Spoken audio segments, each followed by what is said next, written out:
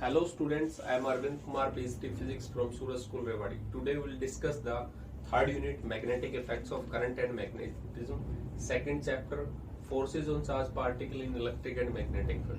And our today's topic is very important, that is cyclotron. So first question comes in our mind, what is cyclotron? Big question भी बनता है यहाँ से 3 to 5 marks में question arise होता है यहाँ पे, और शॉर्ट क्वेश्चन भी बनता है यहाँ से। तो इसमें कंसेप्चुअल क्वेश्चंस भी हैं, लॉन्ग आंसर टाइप भी क्वेश्चन बनेगा। तो यहाँ पे कंप्लीट देखेंगे कैसे हम इसको लिखेंगे, देखते हैं। सबसे पहले आपको जब साइक्लोट्रॉन पूछा जाता है तो आपको डेफिनेशन बतानी है कि है क्या बेसिकली। उसके बाद में इसकी स्ट्रक्चर के बारे में डिसाइड करेंगे कैसे क्या बनता है। Cyclotron it is a device. Basically क्या है ये? डिवाइस है। डिवाइस है तो क्या काम करेगा ये? It is a device that is used to accelerate heavy positively charged particle. Positively charged particle यानी जो पॉजिटिवली चार्ज पार्टिकल है उनको एसलरेट करने का काम करता है। ठीक है, अब एसलरेट करने का फायदा क्या होगा इन पार्टिकल्स को? तो यहाँ पे हम कह सकते हैं कि कोई भी हमारे पास में मेन स्ट्रक्चर है उसके ऊपर हमें बोम्बार्डमेंट कराना है। तो अगर पार्टिकल बहुत लो स्पीड से जाएगा तो किसी डिवाइस से, जैसे मैं कहूँ कि ये कोई मेन स्ट्रक्चर थे, इसके ऊपर हम पार्टिकल को स्ट्राइक करवा रहे हैं, तो पार्टिकल अगर स्ट्राइक करेगा यहाँ पे और वो कम स्पीड से करेगा तो इसका मतलब इसकी प्रॉपर्टीज चेंज नहीं होंगी, या जो हम प्रोसेस करवाना चाह रहे हैं वो नहीं हो पाएगा।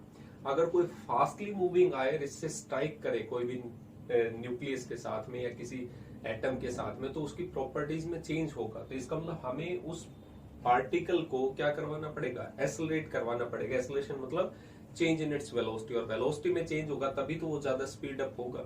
तो इसलिए हमें उस पार्टिकल को जो बेसिक न्यूक्लियस पे या न्यूक्लियाई के ऊपर जो हम बॉम्बार्डमेंट कराना चाहते हैं, उसकी स्पीड को इंक्रीज करना चाहते हैं, उसके लिए एक डिवाइस है जो सिर्फ पॉजिटिवली हैवी पार्टिकल्स को ही क्या करता है? एसलरेट करता है। देखते हैं कैसे एसलरेट करेगा।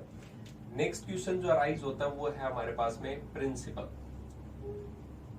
अब जब इसको किसी ने बनाया होगा तो उसके माइंड में कुछ तो आया होगा कि बेसिकली हम कैसे एसलरेट करवा सकते हैं। जैसे एक सिंपल सा था कि पॉजिटिव चार्ज पार्टिकल है तो आप इलेक्ट्रिक फील्ड लगा दो। अब इलेक्ट्रिक फील्ड में क्या होगा? Positive charge particle same direction में जाता जाएगा, फोर्सेस लग रहा है same direction in electric field, तो उसकी वेलोसिटी इंक्रीज होती जाएगी, लेकिन वो सेम डायरेक्शन में है। इसका मतलब क्या होगा? हमें बहुत लॉन्ग डिस्टेंस तक क्या करना पड़ेगा? स्ट्रॉन्ग इलेक्ट्रिक फील्ड अप्लाई करनी पड़ेगी, जो प्रैक्टिकली कई बार फिजिबल नहीं होता है। इसका मतलब एक बहुत बड़ी डिवाइस बन जाएगी और उसको मेंटेन करना या कहीं पे ले जाना बल्कियर साइज होगा।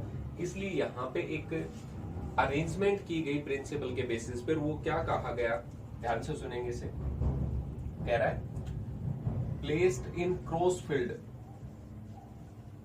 क्रॉस फील्ड्स होंगी, कौन कौन सी होंगी क्रॉस फील्ड? इलेक्ट्रिक होगा और मैग्नेटिक, क्योंकि अभी तक हम इलेक्ट्रिक और मैग्नेटिक ही पढ़ते आ रहे, तो इलेक्ट्रिक भी होगा और मैग्नेटिक भी, लेकिन क्रॉस होगा। क्रॉस का मतलब आपस में कैसी होंगी? परपेंडिकुलर फील्ड्स होंगी एक दूसरे से 90 डिग्री एंगल पे। अब इनमें करेगा क्या? इलेक्ट्रिक फील्ड जो होगा दैट एसलरेट द पार्टिकल, यानी ये इसकी वेलोसिटी में चेंज करेगा, accelerate the particle. And magnetic field क्या काम करेगा फिर?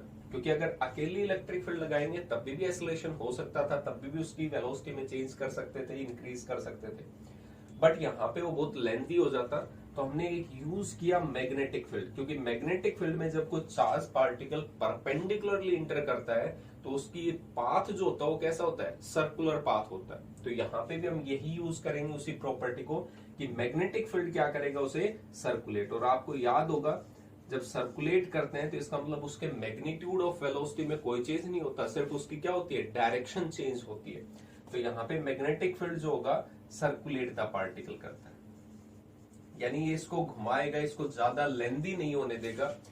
थोड़ा सा गया पार्टिकल इलेक्ट्रिक फील्ड में, स्पीड अप हुआ, मैग्नेटिक फील्ड ने उसको घुमा दिया।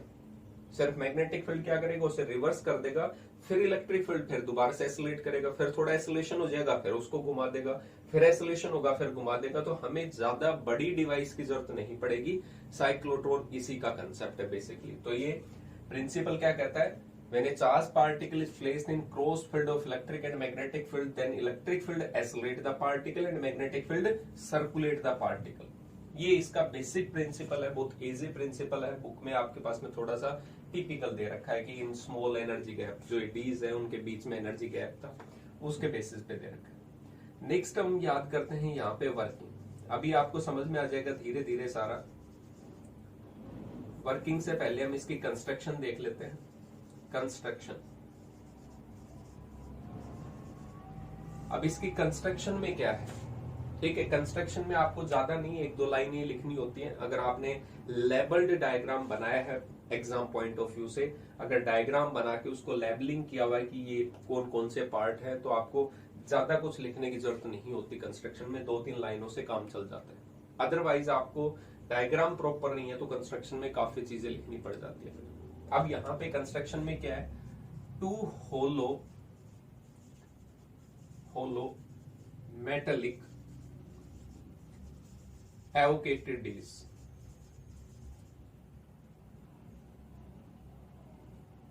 एवोकेटेड डीज डी है, जैसे आप डी पढ़ते हो एंगल मेजरमेंट करने के लिए, इसकी स्ट्रक्चर डी टाइप की है। जैसे मैं ये कहूं कि इसकी जो है एक साइड प्लेन होगी और इस साइड को मैं ऐसे कर्व्ड शेप में कट कर दूं, बिल्कुल डी की तरह बना दें इसको, तो एक मेटालिक डी होगी अगर ये मेटल की बनी है। और मैं ये कहूं कि ये इनसाइड से खाली है, सिर्फ इसकी सरकमफ्रेंस, इसकी बाउंड्री है, और इनसाइड से ये बिल्कुल खाली है, होलो है। तो यहाँ पे हम 2 होलो लेंगे और प्लेस करेंगे उनको हॉरिजॉन्टली। एक डी ये थी, इसकी एक साइड हॉरिजॉन्टल होगी, दूसरी साइड डी की शेप में होगी। अंदर से इतनी विड्थ है लेकिन अंदर से होलो है और मेटल की बनी हुई है, क्योंकि मेटल में हमें पता है कि इनसाइड में इलेक्ट्रिक फील्ड कितनी होती है, 0 होती है। तो यहाँ पे ऐसी डी हमने ले ली, मान लेते एक ये है एक ये है, दोनों को प्लेस किया हॉरिजॉन्टली डायरेक्शन में। इनकी जो हॉरिजॉन्टल है उन हॉरिजॉन्टल डायरेक्शन में हमने रखा हुआ है।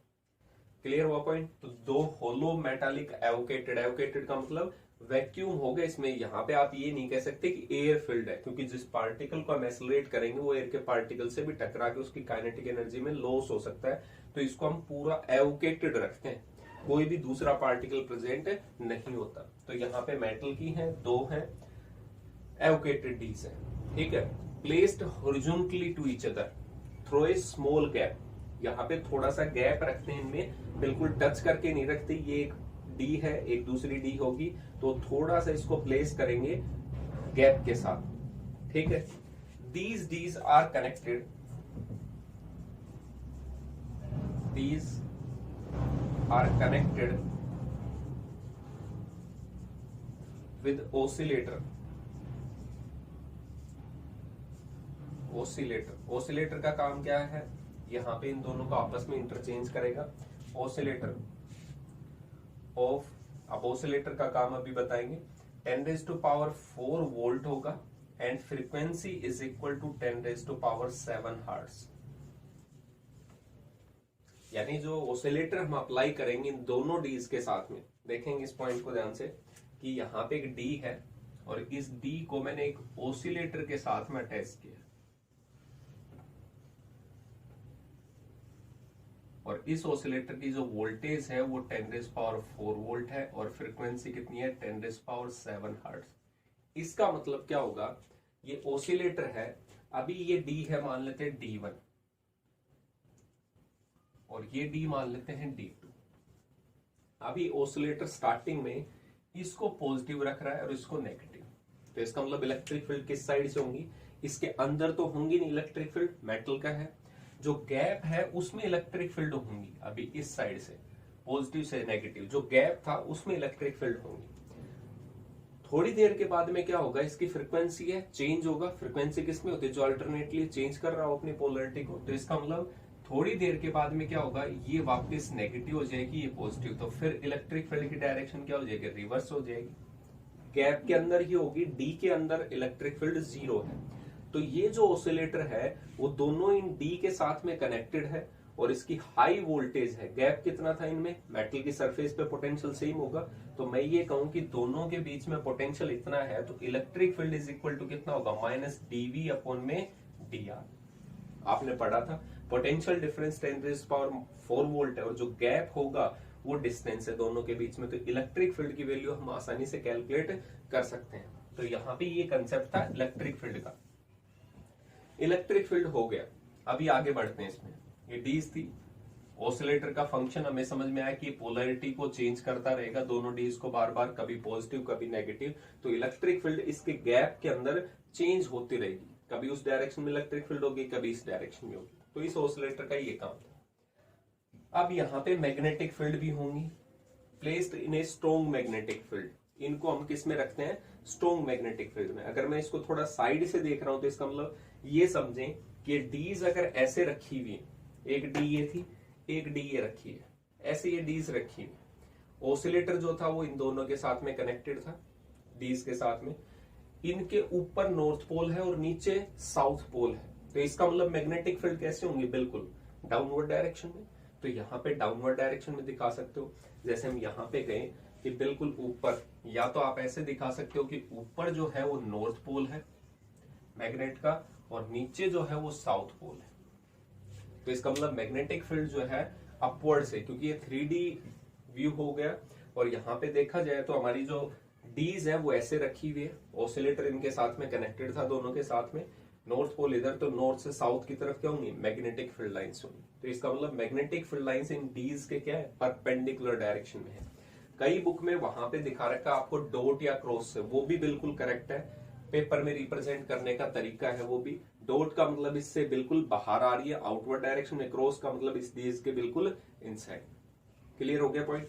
तो ये रिप्रेजेंटेशन का तरीका था, जैसे आप समझ सकते हो। अब वर्किंग समझते हैं कि बेसिकली वर्किंग में क्या हो गया, देखते हैं। और ये पूरा जो अरेंजमेंट होता है कंस्ट्रक्शन का, वो एक स्टील बॉक्स में प्लेस्ड होता है, जो पूरी तरीके से एवोकेटेड होता है, वैक्यूम होता है, इसको पूरे में एक स्टील बॉक्स में रखा जाता है पूरा, ये मैग्नेटिक फील्ड के साथ में। वर्किंग स्टार्ट करते हैं। मैंने एक चार्ज पार्टिकल रखा इसके सेंटर पे, हैवी पॉजिटिवली चार्ज पार्टिकल होना चाहिए, तो मैंने यहां पे प्रोटॉन रख दिया। क्या रख दिया?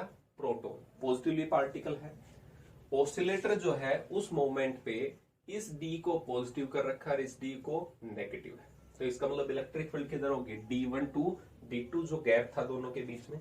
तो यहां पे अगर देखा जाए ध्यान से, तो ये डीज थी, ठीक है, इनके बीच में मैंने एक प्रोटॉन को रखा, इस टाइम पे ये नेगेटिव है, ये डी पॉजिटिव है, इलेक्ट्रिक फील्ड इधर है, तो पॉजिटिव चार्ज पे इलेक्ट्रिक फील्ड फोर्स लगाएगा, तो ये जो प्रोटॉन बीच में रखा हुआ था वो मूव करेगा टुवर्ड्स द D2, और D2 की तरफ अगर मूव कर रहा है वहां पे, तो इसका मतलब क्या होगा बेसिकली कि ये जितना गैप है वहीं पे इलेक्ट्रिक फील्ड प्रेजेंट है, इस डी के अंदर इंटर करने के बाद में इलेक्ट्रिक फील्ड प्रेजेंट नहीं है, उसके बाद में क्या होगा, मैग्नेटिक फील्ड, क्योंकि मैग्नेटिक फील्ड तो पूरे के थ्रू पास हो रही है, और मैग्नेटिक फील्ड पेनिट्रेट कर सकते हैं मेटेलिक सरफेस पे, तो इसका मतलब उसके अंदर मैग्नेटिक फील्ड तो होगी। तो यहाँ पे प्रोटॉन है वो D2 की तरफ जाता है, और फोर्स लग रहा है इलेक्ट्रिक फील्ड में, फोर्स लगेगा तो एक्सेलरेशन भी होगा, तो इसका मतलब उसकी वेलोसिटी यहाँ पे तो 0 थी, इधर इंटर करते जा रहा है, बढ़ते हुए जा रहा है, तो इसका मतलब उसकी कुछ ना कुछ वेलोसिटी हुई, इंटर करके आया D2। अब जैसे ये D2 में इंटर करता है, इलेक्ट्रिक फील्ड है ही नहीं, तो इसका मतलब उस पर कंटिन्यूस फोर्स लगना बंद हो गया, 0 हो गया। अब किस में है, मैग्नेटिक फील्ड में, बट मैग्नेटिक फील्ड इस डी के कैसे हैं, परपेंडिकुलर है, और परपेंडिकुलर डायरेक्शन में कोई चार्ज पार्टिकल कुछ वेलोसिटी से इंटर करता है, तो हमने पाथ पढ़ा हुआ है, कैसा होगा, वहां पे फोर्स जो लगेगा मैग्नेटिक की वजह से सर्कुलर लगेगा, सेंट्रीपिटल लगेगा, इसका मतलब वहां पे पार्टिकल जो होगा वो सिर्फ सर्कुलेट होगा, एक्सेलरेट नहीं करेगा।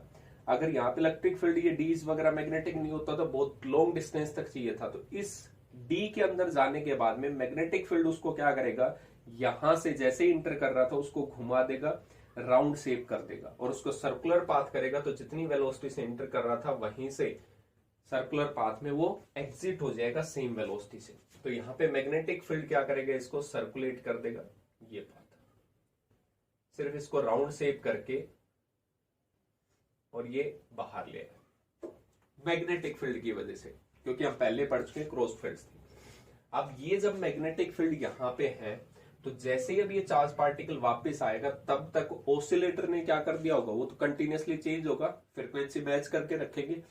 अब क्या करेगा ये ऑसिलेटर, इसको नेगेटिव कर चुका होगा इतनी देर में, और इसको कितना कर चुका होगा, पॉजिटिव। तो अब इलेक्ट्रिक फील्ड की तरह होगी, पॉजिटिव से नेगेटिव, D2 से और D1 की तरफ। तो इलेक्ट्रिक फील्ड इधर है, तो फोर्स भी सेम डायरेक्शन में लगता है। अगर ये मिसमैच होगा तो इसका मतलब हम एक्सेलरेट नहीं कर पाएंगे उस पार्टिकल को। ये मैच होना जरूरी है। जितनी देर में राउंड लेके वापस बाहर आता, उतनी देर में पोलैरिटी जो है वो दोनों क्या हो जानी चाहिए, चेंज हो जानी चाहिए, तभी जाके ये एक्सेलरेट हो सकता है पार्टिकल। तो जैसे ये पार्टिकल बाहर आएगा इस डी से राउंड शेप करके, तो यहां पे क्या होगा, फिर से इलेक्ट्रिक फील्ड लगेगी, फिर से यहां तक एक्सेलरेट होगा, और एक्सेलरेट होगा तो उसकी वेलोसिटी फिर बढ़ी, वेलोसिटी बढ़ेगी तो रेडियस भी इंक्रीज होगी। अब की बार थोड़ा बड़ा सर्कल राउंड शेप करेगा बड़े सर्कल में, यहां पे देखिए ये ऐसे, ये अब की बार पहले से बड़ा सर्कल है, लेकिन टाइम जो होता है, टाइम पीरियड वो सेम रहता है। अभी पढ़ेंगे इस चीज को। तो रेडियस बढ़ी है तो उसकी वेलोसिटी बढ़ी थी। इस D2 के अंदर जैसे ही था तो उसमें इलेक्ट्रिक फील्ड नहीं थी, सिर्फ मैग्नेटिक फील्ड थी, और वो भी परपेंडिकुलरली इसलिए सर्कुलेट हो गया। जैसे ये वापस बाहर आएगा उतने सेम टाइम में फिर से ये क्या हो जाएगा, पॉजिटिव, और ये क्या हो जाएगा, नेगेटिव। इसका मतलब फिर से पार्टिकल क्या होगा, एक्सेलरेट होगा। ये जो गैप होता है दोनों डीज के बीच में वो बहुत स्मॉल होता है, हम उसको नेग्लिजिबल मान सकते हैं इनकी आर्क के स्ट्रक्चर के केस में। तो यहाँ पे फिर से ये इंटर कर रहा है मैग्नेटिक फील्ड में, फिर से बड़ा सर्कल बनेगा बट टाइम रिमेन्स सेम, फिर दोबारा से एक्सेलरेट होगा इलेक्ट्रिक फील्ड में, फिर दोबारा से सर्कुलेट। तो ये प्रोसेस जो है वो चलता रहता है। इसका मतलब उसकी वेलोसिटी बढ़ती जाती है, फिर सर्कुलेट होता है, फिर वेलोसिटी इंक्रीज होती है, फिर बड़ा सर्कल बना, जितना ज्यादा बड़ा सर्कल बनाता जाएगा इसका मतलब उसकी वेलोसिटी उतनी ही ज्यादा है, बट टाइम जो रहेगा that will be remain same, time period जो लगेगा। तो इसका मतलब यहां से पार्टिकल जो है वो एक्सेलरेट होता होता होता, और यहाँ पे जैसे ही आएगा मैक्सिमम, तो यहाँ पे इसमें एक विंडो होती है, यहाँ पे होलो में, इस विंडो को जैसे ही ओपन करेंगे ये पार्टिकल जो होगा वो हमारे टारगेट पे हिट करेगा, जहां पे भी हम इसको हिट करवाना चाह रहे हैं, जिसकी भी प्रॉपर्टीज को मॉडिफाई करवा रहे हैं, न्यूक्लियर कोई रिएक्शन या जिस भी पर्पज के लिए यूज कर रहे हैं उस पर्पज के लिए, कोई मेडिकल पर्पज में हो सकता है, किसी का मॉडिफिकेशन हो प्रॉपर्टीज के, इसलिए हिट करवा के देख रहे हो, तो वो पार्टिकल जो होगा उस टारगेट विंडो के थ्रू क्या होगा, हिट करेगा टारगेट के ऊपर। तो इस तरीके से हमारा पार्टिकल जो है स्मॉल स्पेस में क्या करता है, हाई एनर्जी को गेन कर लेता है। हमें बार बार इलेक्ट्रिक फील्ड की तरफ बहुत दूर जाने की नहीं थी, थोड़ा सा वेलोसिटी को इंक्रीज किया, फिर उसको घुमा दिया। घुमाने में आपकी काइनेटिक एनर्जी, वेलोसिटी चेंज नहीं हो रही, सिर्फ आपने सर्कुलर पाथ दिया है। फिर वापस थोड़ा सा इंक्रीज कर दिया वेलोसिटी, फिर उसको राउंड शेप करा दिया, फिर वेलोसिटी दी, फिर राउंड शेप करा दिया। लेकिन इसमें एक रेजोनेंस कंडीशन होती है, और वो रेजोनेंस कंडीशन यही है, जितनी देर में ये पार्टिकल जो है वो डीज के अंदर राउंड करके आता है, हाफ राउंड लेता है, उतनी ही देर में इस ऑसिलेटर को क्या कर देना चाहिए, पोलैरिटी चेंज कर देनी चाहिए। यानी इस ऑसिलेटर की फ्रीक्वेंसी है जो बार बार चेंज कर रहा है, और इस पार्टिकल की भी है जो बार बार राउंड ले रहा है। तो इसका मतलब ये जो राउंड ले रहा है एक राउंड कंप्लीशन में, उसकी फ्रीक्वेंसी बिल्कुल सेम होनी चाहिए, इक्वल टू ऑसिलेटर। तो ये हाई फ्रीक्वेंसी ऑसिलेटर के बिल्कुल इक्वल होनी चाहिए, तब जाके वो कंडीशन क्या होगी, मेंटेन होगी। अदरवाइज आप कहोगे क्या, ये पार्टिकल तो बाहर आ गया लेकिन ये अभी तक ऑसिलेट है, ये ऑसिलेटर है, पोलैरिटी चेंज नहीं कर पाया, तो इलेक्ट्रिक फील्ड में क्या लगेगा, अपोजिट फोर्स, अपोजिट लगेगा, तो जितनी काइनेटिक एनर्जी इंक्रीज हुई थी, वेलोसिटी इंक्रीज, वो वापस क्या हो जाएगी, डिक्रीज हो जाएगी। तो इसका मतलब वो पार्टिकल एक्सेलरेट नहीं कर पाते। इसलिए रेजोनेंस कंडीशन को मेंटेन करना बहुत जरूरी है, कि जितनी देर में एक घूम के आ रहा है इस डी के अंदर से, उतनी देर में polarity should be change by the high frequency oscillator. Clear हुआ।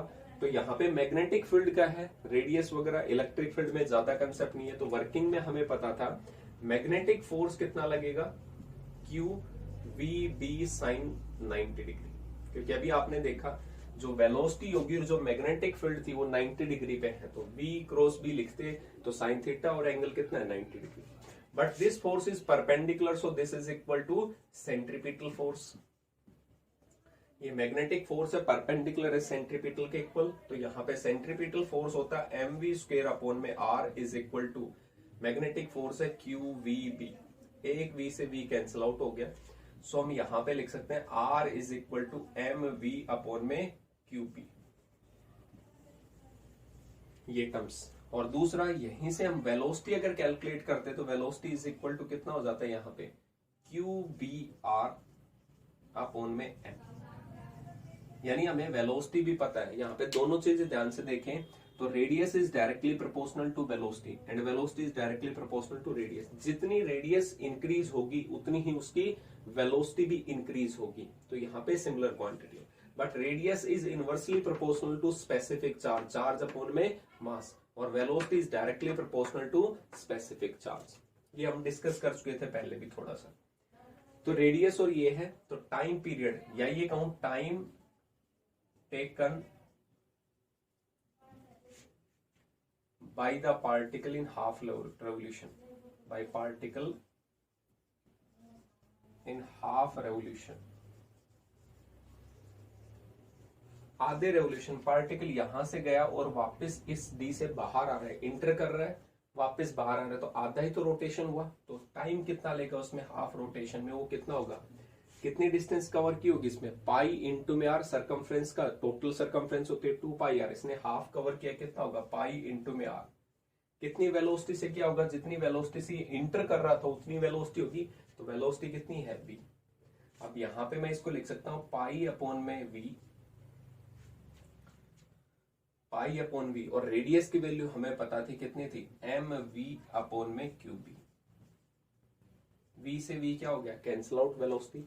ये time taken to half revolution था, तो इसकी कोई फ्रीक्वेंसी या टाइम पीरियड पूछ ले ऑसिलेटर का कितना होना चाहिए, तो ये तो नेग्लिजिबल गैप था दोनों के बीच में, तो इसका मतलब आधा टाइम इधर और आधा टाइम इधर, क्योंकि टाइम पीरियड जो है वो इंडिपेंडेंट है रेडियस और वेलोसिटी से, उससे कोई लेना देना नहीं है, क्योंकि रेडियस बड़ी है तो वेलोसिटी बड़ी है, टाइम रिमेन्स सेम।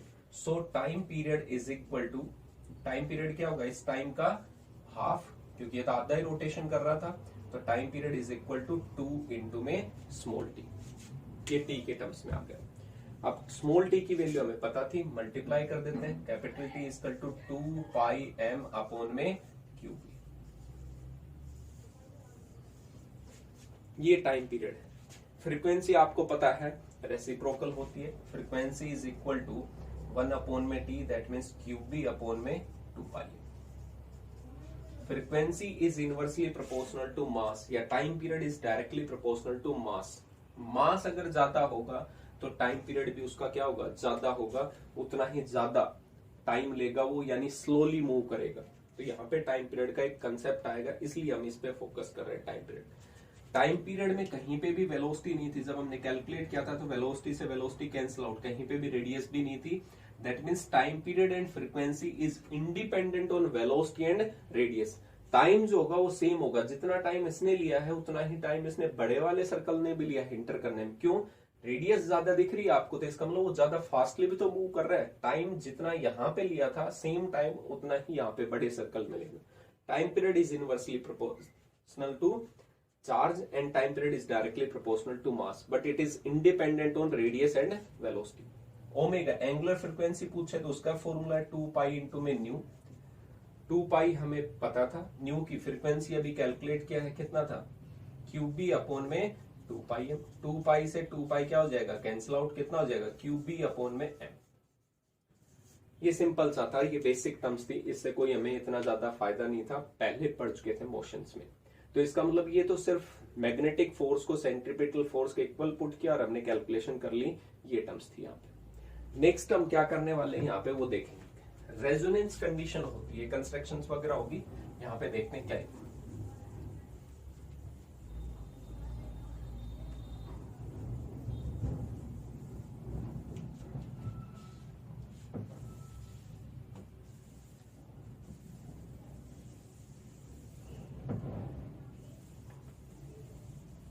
अब यहाँ पे बेसिक जो टर्म्स है वो देखनी हमें, kinetic energy, that means maximum kinetic energy कितनी होगी। तो यहाँ पे वही फॉर्मूला मैक्सिमम काइनेटिक एनर्जी, या उससे पहले हम ये कह सकते हैं resonance condition.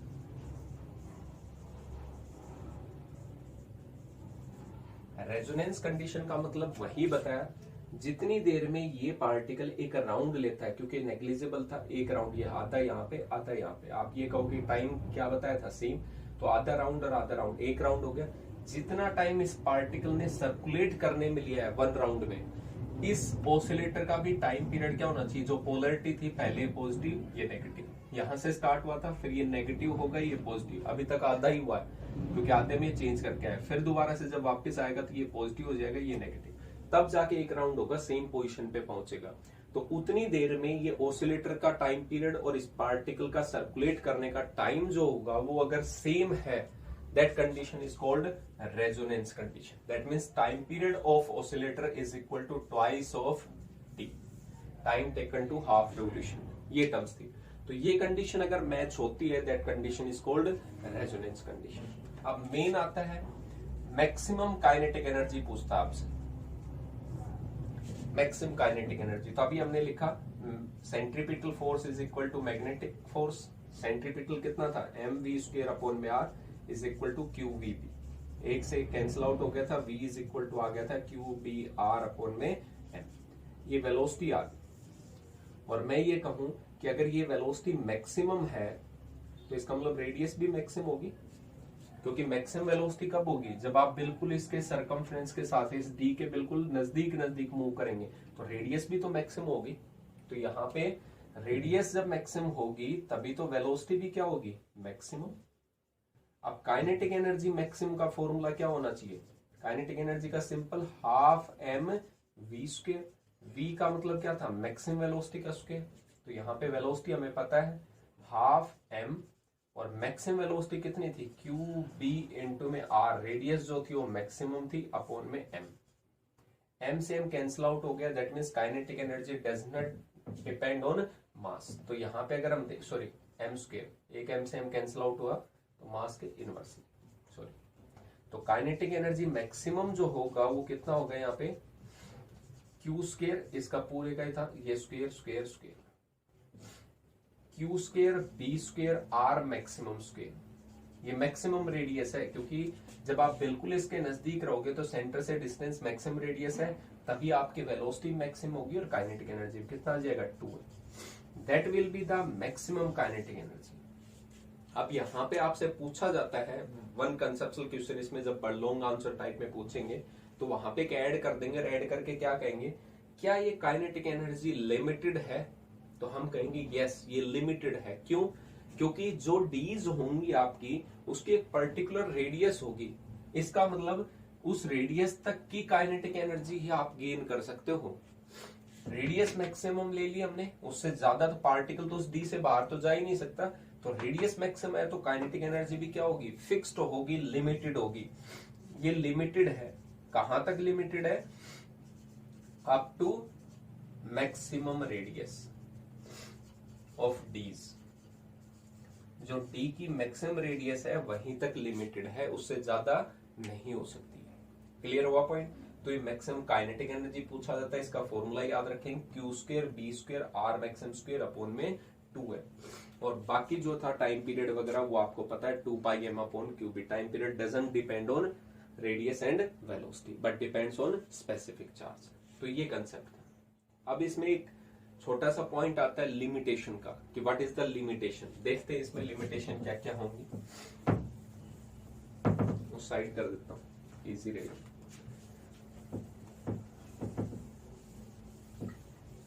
Limitation,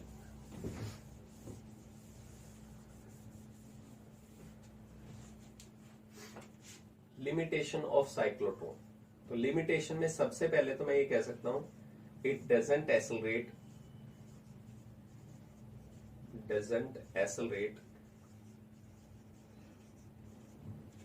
neutral particles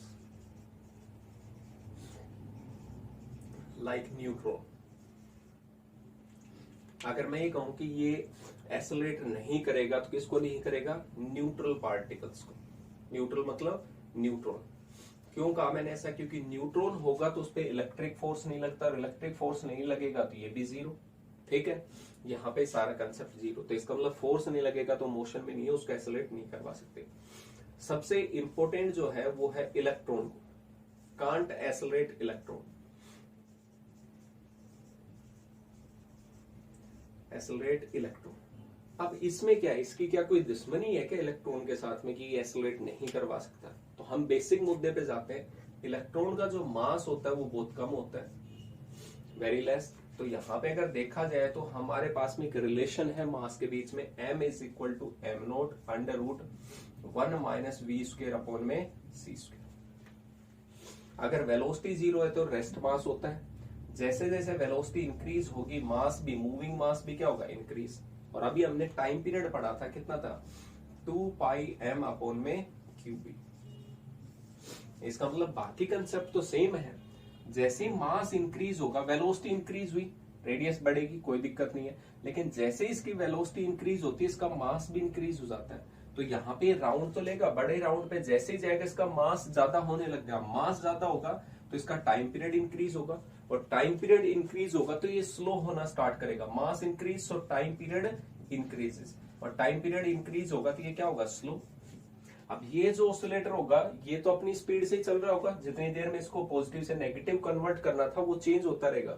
but ये स्लो हो गया तो इसका मतलब ये आउट ऑफ स्टेप चला जाएगा। Out of step, out of step का मतलब रेजोनेंस कंडीशन को फॉलो नहीं करेगा। फिर ये स्लो हो गया तो इसका मतलब ये जैसे ही इसके अंदर से बाहर आ रहा है तब तक इसकी पोलरिटी जो है वो चेंज डबल हो चुकी होगी या हुई नहीं होगी। इसका मतलब जब ये बाहर आएगा तो इसके अपोजिट डायरेक्शन में फोर्स लग रहा होगा। अब फोर्स लगेगा अपोजिट में तो इसको होना चाहिए था एक्सेलरेट, बट ये क्या हो गया, रिटार्ड हो गया। इसकी वेलोसिटी क्या होगी, डिक्रीज होगी।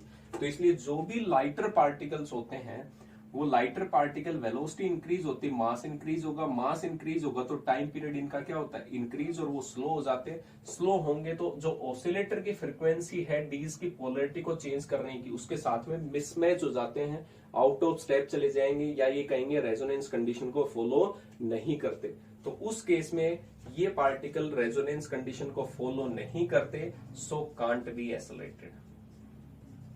तो इसलिए इनको एक्सेलरेट नहीं किया जा सकता। अब जितनी देर में पहले आ रहा था सही था, फिर बाद में जैसे जैसे इसकी वेलोसिटी बढ़ी, अब जितनी देर में ये अंदर से बाहर आएगा उतनी देर में इसकी पोलरिटी जो है वो चेंज हो चुकी होगी, दोबारा भी चेंज होगी, क्योंकि ये पार्टिकल स्लो हो गया वेलोसिटी इंक्रीज होने की वजह से। मास इंक्रीज तो टाइम पीरियड इंक्रीज, तो ये स्लो हो जाता है। इसलिए हम इसको एक्सेलरेट नहीं करवा सकते। इसलिए जितने भी लाइट पार्टिकल्स होते हैं, ज्यादा लाइट पार्टिकल्स, उनको एक्सेलरेट नहीं किया जाता। Can't be accelerate, can't. Light particle को इस रीजन की वजह से एक्सेलरेट नहीं किया जा सकता इन द साइक्लोट्रॉन। तो ये बेसिक कंसेप्ट था, इसकी लिमिटेशंस थी। न्यूट्रल को, इलेक्ट्रॉन को 2 मार्क्स में काफी बार पूछा गया है। छोटा क्वेश्चन अगर बनाते हैं, why cyclotron can not accelerate electron, तो ये रीजन हमें बताना था। क्लियर हुआ? ये टर्म्स थी। अब इसका एप्लीकेशन क्या है, क्या हुआ बेसिकली। मेडिकल पर्पज में कई बार मॉडिफिकेशन करना पड़ता है किसी चीज में, तो उसके लिए हमें हीटिंग की जरूरत होती है, किसी सब्सटेंस के ऊपर पार्टिकल को हीट करना, और हीट करने के लिए हमें उसको एक्सेलरेट करवाना पड़ता है। तो कई बार प्रॉपर्टीज को मेडिकल फील्ड में किसी सब्सटेंस की properties, chemical physical property change करने के लिए हमें एक्सेलरेट करना पड़ता है। इसलिए हमें साइक्लोट्रॉन की जरूरत पड़ती है to accelerate the charge particle. Clear हुआ? Thank you.